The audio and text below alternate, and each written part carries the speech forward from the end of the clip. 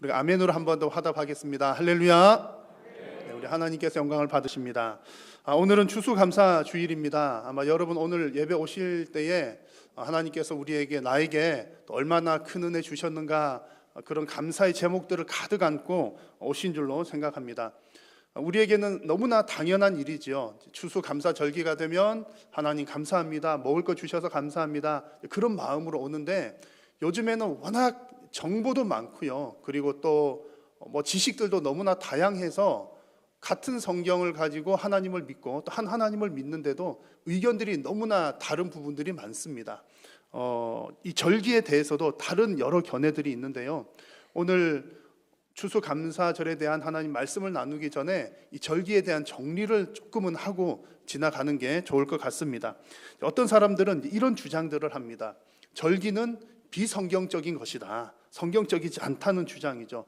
왜 그런 거 살펴보았더니 예수님께서 절기를 지키라고 명령하신 적도 없고, 또 이 절기는 로마 카톨릭 교회가 시작을 한 것인데 교회가 돈을 모으기 위해서 절기를 했다, 그런 주장들을 합니다. 그리고 교회들이 그런 로마 교의 전통을 이어받아서 했다, 그런 주장들을 하시는 입장들이 있습니다. 절기 폐기론자라고 할 수 있겠죠. 절기는 전혀 지킬 필요가 없다라는 주장입니다. 반대로 아주 반대의 주장도 있습니다. 주로 이단들이 하는 주장인데요, 절기는 꼭 지켜야 된다, 절기 지키지 않으면 구원 못 받는다, 그렇게 주장하는 입장도 있습니다. 특별히 하나님의 교회라고 하는 이단에서는 유월절을 지키지 않으면 구원 못 받는다, 그렇게 주장을 하기도 합니다. 지나친 절기 옹호론자들인 것이죠. 자, 여러분, 절기가 어떻게 시작되었나요? 우리 교회는 어떤 입장을 가지고 있는지 먼저 정리를 해보려고 합니다. 절기는 여러분 잘 아시는 것처럼 구약 시대의 것입니다. 그래서 여러 절기들은 구약 시대에 하나님께서 제정해 주신 것인데요, 오늘 우리가 지키고 있는 이 추수감사절은 구약 시대 여러 절기들 가운데 수장절의 전통이 이어졌다, 이렇게 생각하시면 되겠습니다. 출애굽기 23장 말씀을 보시면 수장절을 뭐하라? 지키라. 이는 내가 수고하여 이룬 것을 연말에 밭에서부터 거두어 저장함이니라 그랬습니다. 이 수장절을 비롯한 여러 절기들은요, 중요한 것은 하나님께서 정하셨다는 거고 지키라고 하는 명령이었다는 것이 중요합니다. 왜 하나님께서 이 명령을 주셨는가? 하나님께서 무슨 절기 지키라고 하는 것은 하나님의 은혜를 기억하기 위함이었습니다. 워낙 이스라엘 백성들이 하나님께서 은혜 베풀어 주셨는데도 그 은혜를 잊어버리고, 감사도 잊어버리고 엉뚱한 데 가서 이렇게 무엇을 구하고 하니까 그 은혜를 잊어버리지 않게 하기 위해서 이런 절기들을 정해 주신 겁니다. 하나님과의 관계, 특별히 언약 관계, 그리고 하나님의 은혜를 기억하는 것이 절기의 목적이었습니다. 그런데 이 절기는 구약 시대에만 사실은 해당되는 것이고요, 신약 시대에 와서는 이것이 다 완성이 되었습니다. 우리가 꼭 지켜야 되는 명령은 아니라는 얘기입니다. 왜냐하면 예수님께서 모든 것을 다 완성하셨기 때문입니다. 로마서 말씀 보십시오. 그리스도는 모든 믿는 자에게 의를 이루기 위하여 율법의 마침이 되셨느니라. 율법이 우리에게 의를 주는 것이 아니라 예수님 한 분이면 충분하다는 얘기입니다. 그래서 과거엔 무슨 절기 하면서 하나님 은혜를 기억을 했다면, 예수님 오신 이후에는 우리는 딱 한 분만 기억하고 있어도 됩니다. 바로 예수 그리스도의 십자가의 죽으심과 부활입니다. 그러면 예수님의 십자가 이외에 뭐가 더 필요하다, 그런 것들은 잘못된 진리인 거고요, 예수님의 십자가면 충분합니다. 완전합니다. 그래서 우리에게 중요한 것은 예수님께서 우리에게 주신 은혜를 기억하는 것이 중요하다는 얘기죠. 그러면 여러분, 오늘 우리는 왜 추수감사절을 지킬까요? 예수님만 생각하면 될 것 같은데 왜 추수감사절, 또 맥추감사, 성탄절, 부활절 이런 것을 지킬까요? 지난번에 여러분 사도행전 말씀 나눌 때에 바울이 디모데에게 할례 베푼 것 기억나시죠? 할례는 구약의 것입니다. 그래서 할례를 구원의 수단으로 율법적으로 베푸는 것은 절대적으로 잘못됐습니다. 그래서 바울이 막 할례를 베풀어야 구원받는다는 사람들에 대해서는 적극적으로 반대를 했었습니다. 그런데 어느 날 디모데에게 바울이 직접 할례를 베푼 일이 있었습니다. 그렇게 했던 이유는 복음을 전하는데 유익하게 사용하기 위해서 할례를 베풀었던 것이지요. 그래서 여러분, 결론은 이것입니다. 할례를 율법의 수단으로 혹은 율법적으로 혹은 구원받기 위해서 베푸는 것은 잘못된 일이지만 복음의 수단으로 이용하는 것은 전혀 문제가 없다는 겁니다. 절기도 마찬가지입니다. 만약에 우리가 추수감사절이라든지 무슨 절기들을 율법적으로 지킨다면, 구원받기 위해서 꼭 해야 되는 거야, 이렇게 지킨다면 잘못된 것입니다. 그래서 이단들이 유월절도 꼭 지켜야 돼, 안 지키면 구원 못 받아, 확실하게 잘못된 것이죠. 만약 그런 마음이라면 우리는 뭐 추수감사절이라든지 유월절뿐만 아니라 구약에 나오는 모든 절기들을 다 지켜야 되는 겁니다. 율법들도요. 그래서 오늘도 우리가 예배할 때 하나님께 소도 잡아야 되고 닭도 잡아야 되고 하여튼 뭐 다 잡아야 되는 겁니다. 그러나 우리가 하나님의 은혜를 기억하기 위해서는 어떤 특별한 날을 정해서 사용하는 것은 전혀 문제가 되지 않는다는 그런 이야기입니다. 우리는 그런 입장으로 오늘 이 추수감사주의를 하나님 앞에 올려드리는 겁니다. 그 절기는 잘못된 것이다라고 주장하는 사람들의 주장 가운데는요, 이런 것도 있습니다. 성탄절을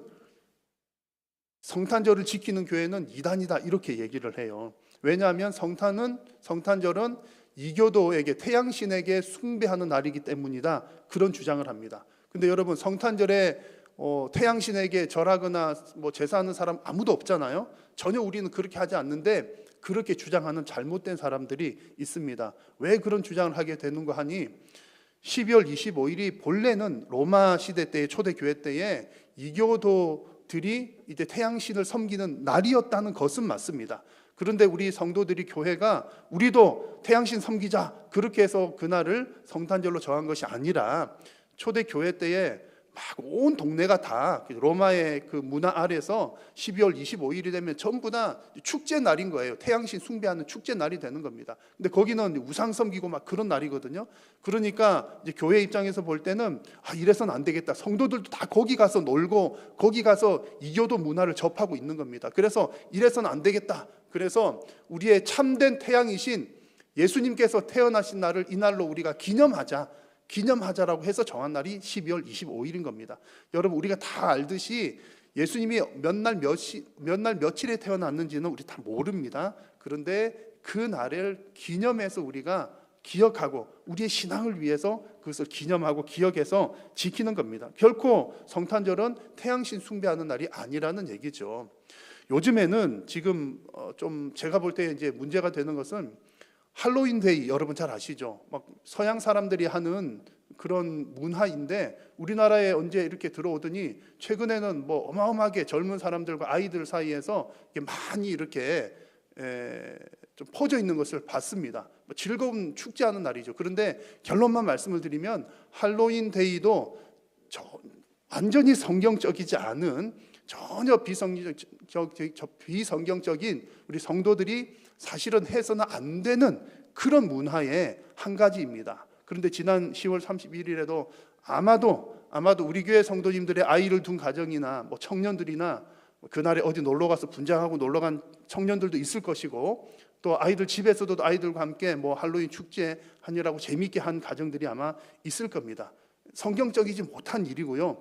교회가 이런 것을 대체할 만한 뭔가를 사실은 제공을 해야 되는 겁니다. 그래서 이런 날에도 사실은 우리 자녀들이나 청년들을 이런 문화에 빠지지 않도록 교회가 더 힘쓸 필요가 있는 겁니다. 예를 들면 이 비슷한 시기에 10월 31일이 할로윈 데이인데 지금 11월 셋째 주가 추수감사절이잖아요.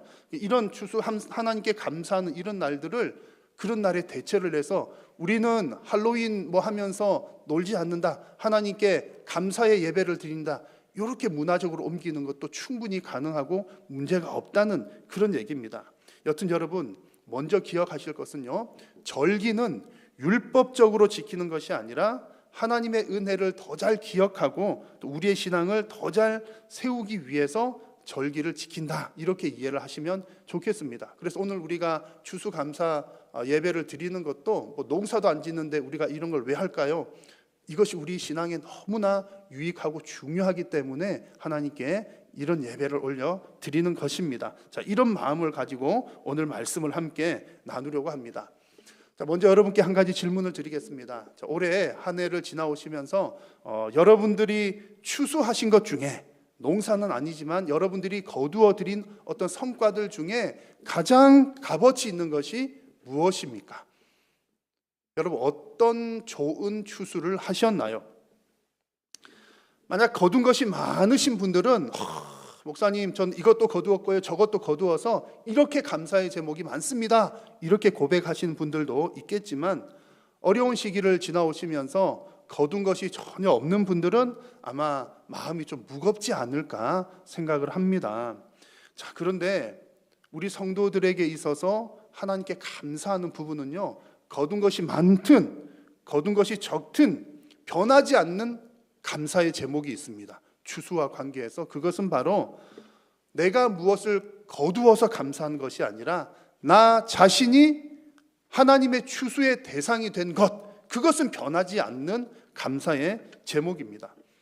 내가 하나님의 추수의 대상이 되었다는 것은 내가 하나님의 것이 되었다는 말입니다.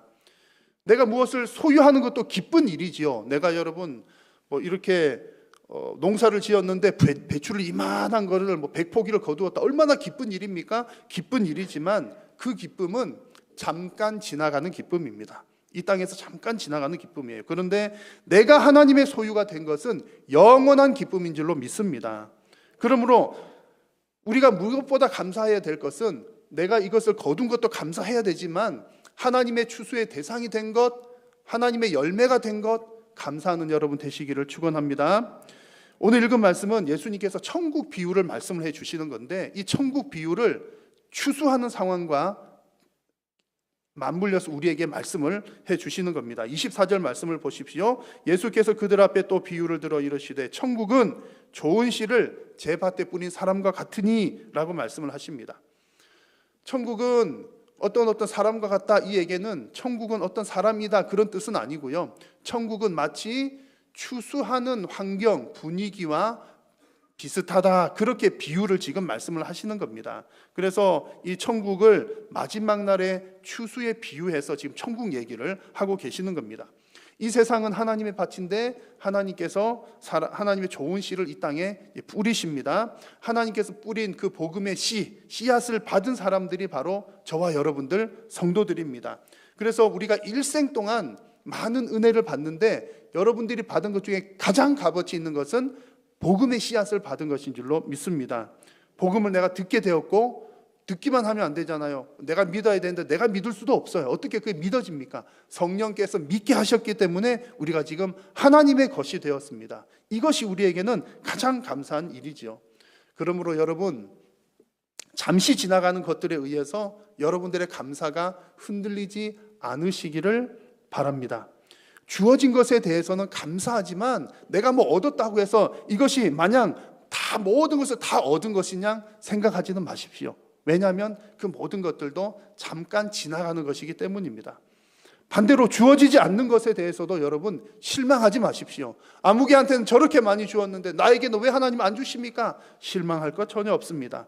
하나님께서 주시고자 하면, 하나님의 뜻과 계획만 있으시면 어느 순간 어느 때라도 하나님은 주실 수가 있는 분이시기 때문입니다. 그래서 여러분, 우리가 꼭 기억해야 될 것은요, 땅에서 주어지는 것들은 잠깐 지나가는 것들입니다. 그러나 우리가 하나님의 백성이 되고 나 자신이 하나님의 알곡이 되어서 하나님의 추수의 대상이 되었다는 것은 결코 변하지 않는 진리요, 우리에게 영원한 기쁨과 감사가 되는 일입니다. 그러므로 여러분, 다른 감사보다도 하나님의 백성이 된 것에 더욱더 감사하시는 여러분이 다 되시기를 간절히 소망합니다. 오늘 성경은 지금 이렇게 농사 짓는 분위기를 이야기를 합니다. 이렇게 씨를 뿌리고 추수하는 이야기를 하는데, 이제 씨를 뿌리시는 분, 농부는 하나님이시죠. 그런데 하나님께서 농사를 지으시는데 하나님의 농사를 방해하는 존재가 등장합니다. 주인의 밭에 몰래 가라지를 뿌리는 존재이죠. 25절을 보십시오. 사람들이 잘 때에 그 원수가 와서 곡식 가운데에 가라지를 덧뿌리고 갔더니, 그럽니다. 여기서 원수라고 하는 존재가 나오죠. 이 원수는 바로 사탄, 마귀입니다. 사탄은 농부이신, 주인이신 하나님께서 알곡을 거두어 드리는 것을 시기합니다. 못 거두기를 바라고 자신의 씨앗을 뿌려서 자신의 것들을 거두기를 원합니다. 하나님께서 뿌리시는 씨앗은 생명의 씨앗인 것과 반대로 사탄이 뿌리는 것은 사망의 씨앗을 뿌리는 것이죠. 그래서 사탄은 아주 교묘하게 마치 생명의 씨앗처럼 생긴 것을 뿌리고 생명의 씨앗이 싹튼 것처럼 위장을 하는데, 그것을 빗대어서 비유로 말하는 것이 오늘 성경에 등장하는 가라지입니다.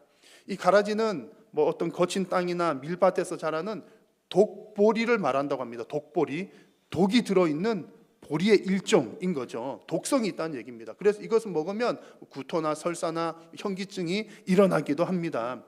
이 가라지인 독보리의 특징은요, 여러분 아마 잘 아실 겁니다. 가라지 비유 많이 들으셔서 처음에 자랄 때는 밀하고 비슷합니다. 그래서 막 초록초록 올라올 때는 비슷해서 구분이 잘 안 갑니다. 그러다가 이제 자라서 이삭이 맺히기 시작하면 표가 좀 나는 거예요. 밀 이삭은 이제 알곡이 차는 데 비해서 또 색깔이 누렇게 변하는 데 비해서 이 독보리는 좀 거뭇거뭇하게 변한다고 합니다. 그리고 자라면서 밀은 알곡이 차기 시작하면 이제 무거우니까 고개를 숙이는데, 독보리는 그만큼 알곡이 차지 않아서 이렇게 쭈뼛쭈뼛 서 있다고 그래요. 그래서 좀 이제 어느 정도 자라면 표가 나기 시작을 하는 겁니다. 그러다가 나중에 추수 때가 되면 농부들이 이제 추수를 하고 나서는 알곡들은 거두어서 이렇게 하는데 독보리들은 반드시 불에 태워서 버린다고 합니다. 왜냐하면 이 낫알들이 씨앗들이 떨어져 가지고 그 다음에 또 싹이 나지 못하도록 하기 위해서 불에 태워서 버린다는 거죠. 이런 배경하에서 지금 예수님께서 가라지 비유를 말씀을 하고 계시는 겁니다. 여러분, 사탄이 뿌리는 씨앗은 생명이 아니라 독소입니다. 독소. 그리고 결국에는 사탄이 뿌린 씨앗 가라지의 결과는 불에 태워지는 것입니다. 자, 여러분, 이런 배경을 가지시고 여러분이 농부라는 입장에서 한번 생각을 해보십시오. 여러분들이 농사를 짓다가 이제 점점 자라는데 처음에는 잘 몰랐어요. 그런데 어느 정도 자라다 보니까 가라지가 눈에 보이는 겁니다. 여러분, 가라지가 눈에 보일 때 여러분 어떻게 하시겠습니까? 1번 얼른 가서 뽑는다, 2번 조금 더 기다린다. 어떻게 하시겠어요? 아마 대부분 얼른 가서 뽑으려고 할 겁니다. 오늘 성경에 나오는 이 농사를 짓는 종들도 지금 그렇게 하고 있는 거예요. 주인이 이르되 원수가 이렇게 하였구나, 가라지를 뿌렸구나, 그렇게 말하자 종들이 대답을 합니다. 그러면 우리가 가서 이것을 뽑기를 원하시나이까? 종들이 주인한테 묻는 거예요. 가서 뽑을까요? 이 얘기는 뽑고 싶다는 마음이 담겨져 있는 겁니다. 주인이 가서 뽑을까요? 이 말은 뽑아도 되겠죠? 뽑으러 갈게요? 그런 의도를 담고 있습니다. 뽑고 싶은 마음이 있는 거예요. 그런데 주인이 어떤 대답을 합니까? 주인이 하는 대답은 주인이 이르되 가만두라. 가만두라. 그래 잘 생각해서 얼른 가서 뽑아와. 그것이 아니라 가만두라. 이렇게 이야기를 합니다. 자, 여러분, 이 말씀에서 종들의 반응과 주인의 반응을 한번 잘 살펴보십시오. 종들은 가라지를 다 뽑아버리고 싶어 했지만 주인은 가만히 두라고 말했습니다. 누가 더 옳아 보입니까? 누가 더 농부다운가요? 잘 모르는 제가 볼 때는 종들이 더 잘하는 판단 같아요. 왜냐하면 가라지를 봤는데 분명히 저거 가라지 이제 확실한데 빨리 뽑아버려야 될 것 같은데, 아예 싹부터 잘라야 될 것 같은데, 그리고 또 내가 못 보았으면 모를까, 이미 봤는데 어떻게 가만히 두고 그냥 넘어갈 수 있겠습니까? 오늘 잠자다가도 가라지 생각이 날 것 같아요. 그래서 확 뽑아버려야 속이 시원할 것도 같습니다. 그런데 왜 주인은 가만히 두어라고 말할까요? 결론은요, 다른 설명을 좀 생략을 드리고, 결론은 지금 주인은 알곡을 보호하기 위한 최선책으로 선택한 것이 가만두라는 것이었습니다. 뭐 하기 위해서요? 알곡을 보호하기 위한 일이었습니다. 아까 말씀드린 대로 가라지는 처음 자랄 때는 표가 잘 안 난다고 그래요. 근데 나중에 이제 쭉쭉쭉 자라다 보면 독보리는 이게 키도 우짜라고 그래서 색깔도 거뭇거뭇해지니까 이제 눈에는 잘 띕니다. 그런데 그쯤 되면 이미 뿌리가 막 서로 엉켜져 있는 거예요. 뿌리가 막 엉켜져 있는 상태이고, 그 상태에서 아직까지 알곡은 다 여물지를 못했습니다. 그러니까 그런 정도 되는 상황에서 독보리를, 이 가라지를 뽑다 보면 뿌리가 다 엉켜 있으니까 알곡까지도 뽑혀져 올라오는 겁니다. 그러면 알곡도 다 여물지 않았으니까 그것마저 다 추수를 못하게 되는 상황인 것이지요. 그래서 지금 주인은 알곡이 다 익을 때를, 다 익는 순간을 기다리고 있었던 겁니다. 그것이 주인이 선택한 최선의 방법이었습니다. 여러분, 지금도 이 세상에는 알곡과 가라지들이 섞여져 있습니다. 여러분, 성도는 어디에 더 관심을 가져야 할까요?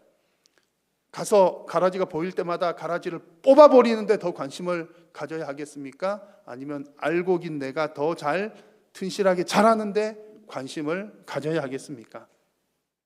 오늘 이것은 비유이기 때문에 맥락을 잘 이해를 해야 됩니다. 이제 현실에서는 실제로 이게 보이면 뽑아야 될 수도 있어요. 가라지 한두 개 보이면 조심조심해서 뽑으면 되잖아요. 그런데 이거 비유입니다. 비유라고 하는 것은 뭐 하나하나 다 그대로 매칭되는 것이 아니라 주인이 이런 마음이로구나, 그 마음을 이해를 하셔야 되는 겁니다. 오늘 이 비유에서 예수님께서 더 중요하게 보시는 것은 알곡의 성장이라는 거죠. 알곡이 성장하기까지 알곡을 잘 보호를 하겠다는 그런 이야기를 우리들에게 해주고 계십니다. 요즘에 수요 기도의 시간에 이단에 대한 공부를 하고 있습니다. 이단을 배우고 있는데요, 이단을 쭉 이렇게 살펴보면 참 이단이 칭찬하는 것은 아니고요, 대단합니다. 이단은 절대로 망하지 않을 것 같아요. 지금 이제 신천지 같은 경우도 이만희가 죽고 나면 분열이 될 거고 어떻게 무슨 문제가 생기긴 생길 텐데, 흔들리긴 할 텐데, 이단들은 뭐 문제가 생기거나 이렇게 조직에 뭐 흔들리게 되면 없어지는 게 아니라 쪼개져서 2개가 되고 3개가 되고 4개가 되는 겁니다. 분열이 되면 없어져 버리지 않고 이단, 또 색다른 이단, 또 다른 이단, 이단들의 계보와 역사를 보면 다 그게 잘 나와 있습니다. 이단들은 뭐 이렇게 대를 거듭할수록 비슷한 것이 또 생기고 또 생겨납니다. 그러니까 이단들의 숫자가 너무너무 많죠. 여러분, 우리는 이단들의 그 거짓 진리를 잘 분별을 해야 되는데, 어떻게 하면 수많은 이단들의 거짓 가르침으로부터 우리의 신앙을 지킬 수가 있을까요? 1번 이단은 이것이 잘못됐고, 2번 이단은 저것이 잘못됐고, 3번 이단은 저것이 잘못됐고, 그리고 쭉 그것만 찾다가 보면 100번, 1000번 가면은 우리 숨차서 다 세지도 못할지도 모릅니다. 그래서 여러분, 우리가 비진리가 가득한 이 세상에서 우리의 신앙을 확실하게 지킬 수 있는 방법은 진리를 정확하게 깨달아 아는 겁니다. 잘못된 것 100가지를 아는 것보다 하나님의 진리를 바르게, 한 가지를 바르게 깨닫는 것이 훨씬 더 유익하다는 얘기죠. 여러분, 짝퉁을, 가품이죠. 짝퉁을 감별하는 아주 실력 있는 달인 같은 사람들 프로그램들을 보면 아마 그런 것을 본 적이 있을 겁니다. 진짜와 가짜를 잘 구분하는 방법은, 가짜는 너무 수도 없이 많아요. 그걸 다, 물론 그것도 정보를 얻기는 합니다만, 수많은 가짜들로부터 진짜를 구별하는 가장 좋은 방법은 진짜를 정확하게 아는 것이라고 합니다. 진짜를 정확하게 알면 진짜와 조금만 달라도 다 가짜라는 것을 알게 되기 때문이죠. 그래서 여러분, 우리 성도들이 지금 알곡과 가라지가 섞여서 살아가는 이 세상 가운데서 우리가 더 관심을 가져야 되는 것은, 물론 가라지도 제거하고 그럴 때가 있습니다만, 더 우선적으로 관심을 가져야 되는 것은 우리의 알곡이 잘 자라가고 있는가. 하나님께서 나에게 씨를 심어 주셨고 내가 하나님의 알곡으로 자라가고 있는데, 내가 과연 진리 안에서 잘 자라가고 있는가, 그것에 여러분 더 관심을 가지시기를 바랍니다. 하나님께서도 우리가 잘 자라서 마지막 날에 추수할 때에 하나님의 곡간에 드려지기를 하나님도 기대하고 계십니다. 그러므로 여러분, 우리가 추수감사주의를 보내면서 감사할 것들이 너무 많습니다. 나에게 뭐 주신 것들도 감사하고요, 내가 그 중에서도 나에게 복음의 씨앗을 심어주신 것 너무나 감사하고요, 내가 하나님의 추수의 대상이 된 것도 너무나 감사합니다. 그에 더하여서 더 감사할 것은 하나님께서 내가 알곡으로 잘 자라기를 기다리고 계시는구나 라고 하는 것에 감사하시면서 여러분들의 영혼에 더욱더 관심을 가지시는, 또 감사하는 추수감사주일이 되시기를 바랍니다. 이제 아까 광고 시간에 말씀을 드렸습니다만, 이제 어제 우리가 오랫동안 우리와 함께 신앙생활했던 권사님이 이제 하나님 부르심을 받고 장례를 치루었습니다. 장례식을 치를 때마다 이제 생각하는 것들이 있습니다. 성도의 장례식은 죽은 자를 위해서 하는 것이 아니라 산 자들을 위해서 하는 것입니다. 여러분도 아마 잘 아시겠지만 꼭 기억하셔야 됩니다. 세상 사람들은, 하나님 안 믿는 사람들은요, 장례를 죽은 사람을 위해서 합니다. 왜냐하면 그 죽은 사람이 좋은 데 가야 나한테도 뭐 좋은 복도 빌어주고 뭐 나에게 해코지도 하지 않는다, 그런 차원입니다. 그런데 성도들의 장례는요, 이미 하나님께서 그 영혼을 받으시고 천국에 갔는데 우리가 뭐 해줄 수 있는 게 없어요. 또 우리가 뭐 하려고 해서도 안 되는 겁니다. 그래서 죽은 사람을 위해서 기도하는 것 아니라는 게 그런 이유 때문에 그렇습니다. 그래서 성도의 장례식은 죽은 분을 위해서 하는 것이 아니라 살아있는 우리 가족들을, 또 성도들을 말씀으로 위로하는 겁니다. 그 가운데 또 그냥 뭐 감정적으로만 아이고 안 됐어요 어떻게 해요 위로하는 것이 아니라 하나님의 말씀으로 죽음은 무엇이며 죽음 이후에는 어떻고 부활과 영생이 어떠한지를 우리가 다시 한번 생각하면서 위로를 받는 거예요. 그러니까 지금은 헤어져서 많이 마음이 아프지만 나중에 천국에서 다시 만나게 될 겁니다, 이런 소망으로 위로를 받는 겁니다. 그런 면에서 보자면 우리가 이 땅에서 신앙생활을 한다는 것은 다 초점이 천국에 맞추어져 있어요. 영생, 죽음, 이 땅에 맞추어져 있는 게 아니라 내가 신앙생활 잘하면 뭐 여기서 복 받고 여기서 잘 되고 그것은 요만큼이고요. 더 많은 부분은 내가 이 땅에서 신앙생활을 하는 것은 영원한 생명을 바라보고 하는 것입니다. 추수감사절도 같은 맥락에서 이해를 할 수 있습니다. 우리가 매년 추수감사절을 보내면서 지나온 것에 대한 것도 물론 감사해야 되지만 거기서 끝나는 것이 아니라 장차 이루어질 마지막 추수, 그 추수를 기대하는 것도 우리가 추수감사주일에 생각해야 될 아주 중요한 부분입니다. 내 인생에서 어김없이 노년이 찾아오고 내 인생에서 육신의 죽음이 반드시 오는 것처럼 마지막 심판과 마지막 추수의 때도 반드시 올 것이기 때문입니다. 여러분, 인생의 노후를 잘 준비하는 사람 너무나 지혜로운 사람이지요. 그런데 영생을 준비하는 사람은 더더욱 지혜로운 사람입니다. 그래서 예수님께서 오늘 이 천국 비유를 하시면서 천국 비유를 추수에 비유해서 이렇게 우리에게 말씀을 하고 계신 것입니다. 자, 오늘 말씀의 30절을 같이 한번 읽어보겠습니다. 시작. 둘 다 추수 때까지 함께 자라게 두라. 추수 때에 내가 추수꾼들에게 말하기를 가라지는 먼저 거두어 불사르게 단으로 묶고 곡식은 모아 내 곳간에 넣으라 하리라. 아멘. 무슨 얘기입니까? 지금 추수 얘기하는데 이 얘기는 무슨 얘기라고요? 천국 얘기인 겁니다. 그런데 천국이 있으면 반드시 지옥도 있습니다. 사탄 마귀가 뿌린 가라지는 따로 거두어서 불태우겠다 하십니다. 지옥 심판이지요. 그러나 알곡들은 거두어서 하나님의 곳간에 넣겠다 말씀하십니다. 천국에서의 영생입니다. 그러므로 여러분, 추수의 날은 가라지들에게는 심판의 날이지만 알곡들에게는 영생에 들어가는, 안식에 들어가는 날인 줄로 믿습니다.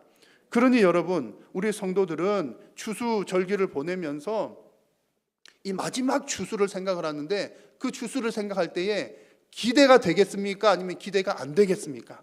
기대가 되는 것이고 빨리 왔으면 좋겠다 하는 마음이 드는 거죠. 물론 이제 이 땅에서 잘 사시다가 건강하게 사시다가 가셔야 되지만 마지막 추수의 날이 기대가 되어야 하는 겁니다. 그것이 정상인 겁니다. 그런데 사실은 현실에서는 좀 그렇지는 않습니다. 왜냐하면 마지막 추수의 날, 예수님 재림의 날 너무 멀게 느껴지기 때문이죠. 그리고 지금 당장에 오늘 해결해야 될 이런 문제, 내일 해결해야 될 저런 문제, 막 온갖 것들이 있기 때문에 사실 언제 올지 모르는 내 인생의 종말, 이게 10년 뒤가 될지 20년 뒤가 될지, 요즘에는 또 오래 산다고 그러는데 내 나이가 지금 70이지만 앞으로 30년을 더 살지 50년을 더 살지 모르잖아요. 아멘도 안 하시네요. 건강하게 오래 사시면 좋은 거잖아요. 그러니까는 이 마지막 날 추수의 때, 심판의 때는 먼 이야기처럼 들립니다. 그럼에도 불구하고 하나님은 끊임없이 성도들에게 이 마지막 날을 준비하라고 경고하고 계십니다. 성경에 수없이 많은 말씀들을 주시는데 몇 가지 제가 말씀들을 읽어드리겠습니다. 마태복음 말씀에서 그때에 두 사람이 밭에 있음에 한 사람은 데려가고 한 사람은 버려둠을 당할 것이요 그러므로 깨어있으라. 어느 날에 너희 주가 임할는지 너희가 알지 못함이니라. 누가복음 말씀에서는 이러므로 너희는 장차 올 이 모든 일을 능히 피하고 인자 앞에 서도록 항상 기도하며 깨어 있으라. 아멘.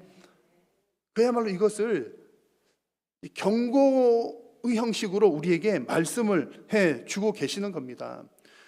영생을 믿지 않는 사람이라면 오늘 하루의 삶이면 충분합니다. 내일 어떻게 될지 모르고 내가 죽으면 뭐 이게 끝인데 나에게 내일은 없어. 오늘이 최선이야.